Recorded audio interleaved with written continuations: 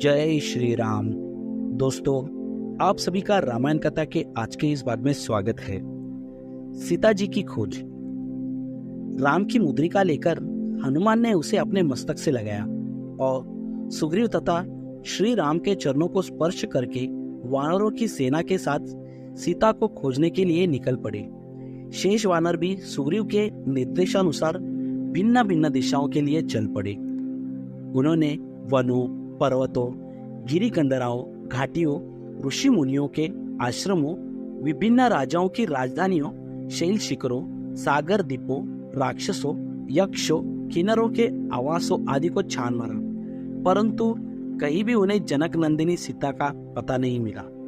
अंत में भूख प्यास से व्यतीत होकर उत्साहहीन हो निराशा के साथ एक स्थान पर बैठकर अपने कार्यक्रम के विषय में विचार विमर्श करने लगे। एक युद्धपति ने उन्हें संबोधित करते हुए कहा, हमने उत्तर पूर्व और पश्चिम दिशा का कोई स्थान नहीं छोड़ा। अत्यंत अगम्य प्रतीत होने वाले स्थानों को भी हमने छान मारा, किंतु कहीं भी महारानी सीता का पता नहीं चला। मेरे विचार से अब हमें दक्षिण दिशा की ओर प्रस्थान करना चाहिए, इसलिए अब अधिक समय नष्ट न करके हमें तत्काल चल देना चाहिए। युद्धपति का प्रस्ताव स्वीकार कर दक्षिण दिशा में आकर वहां की गुफाओं, जंगलों, पर्वत शिखरों आदि सभी स्थानों को उन्होंने छान मारा, किंतु जनक नंदिनी सीता के उन्हें दर्शन नहीं मिले। समस्त वानर पूर्णतः निराश हो गए और सुग्रीव के द्वारा दिए जाने वाले दंड के विषय में सोचकर अत्यंत भयभीत हो गए। उनकी निराशा और भय को देखकर महाबुद्धिमान अंगद ने कहा, निराश और भयभीत होने की कोई आवश्यकता नहीं है। यदि हम सभी वानर अभी भी प्रयत्न करके जानकी जी को खोज लेंगे तो महाराज सुग्रीव प्रसन्न ही होंगे।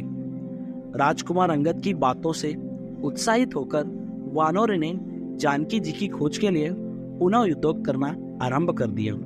वहां के अत्यंत भयंकर तथा सुनसान जंगलों में मनुष्य का तो कोई नामो निशान तक दिखाई नहीं दे रहा था।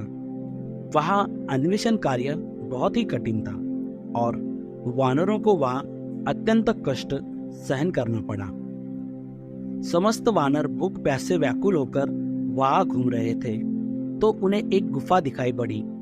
वह गुफा यद्यपि अंधकार में थी, किंतु उसमें हंस, क्रोंच, सारस और जल से भीगे हुए चकवे निकलते हुए दृष्टिगत हुए।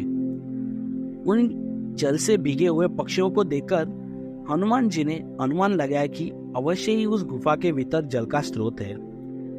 हनुमान जी का सलाह के अनुसार समस्त वानर उस गुफा में प्रवेश कर गए। दोस्तों, इसके आगे की कहानी रामायण कथा के अगले भाग में। धन्यवाद। जय श्री राम।